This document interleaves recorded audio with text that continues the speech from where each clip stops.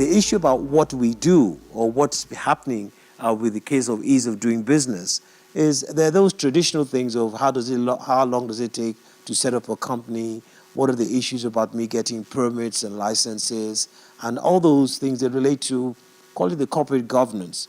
And my own point of view is that, look, the corporate governance issues are really not the big things. The point is, if I do want to set up a factory, what are the issues about land? How can I get land ownership and be sure that it can be used as security? We need all those things to be resolved. How can I ensure that I can get myself connected to the grid and get power? Even power itself, how can I ensure that power is available?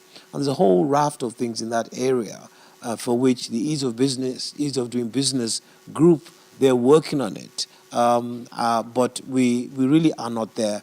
And my own submission is that we are scratching the surface as far as all the corporate governance and paperwork hurdles is concerned. But when it comes to the real physical things of getting things done, like Dana just explained, we say visa on arrival, but there's still some paperwork involved. You just don't walk into the country.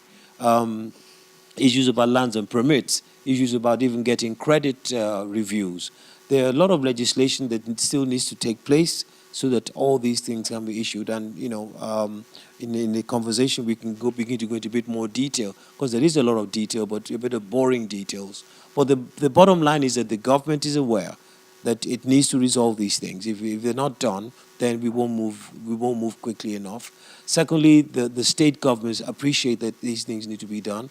There's a bit of prioritization that's going on, but it's almost like we've got to lay the foundation and then begin to pick different items. One major thing I know is that the government wants to concession the airports. Certainly, I know that the Lagos airport and Abuja airport, they need to be concessioned, because we really need to get our airports to be a bit more efficient, a bit more attractive, a bit more welcoming. And again, it's not going to be run by government. You've got to shift it to the private sector and let the private sector do the things that we're good at doing.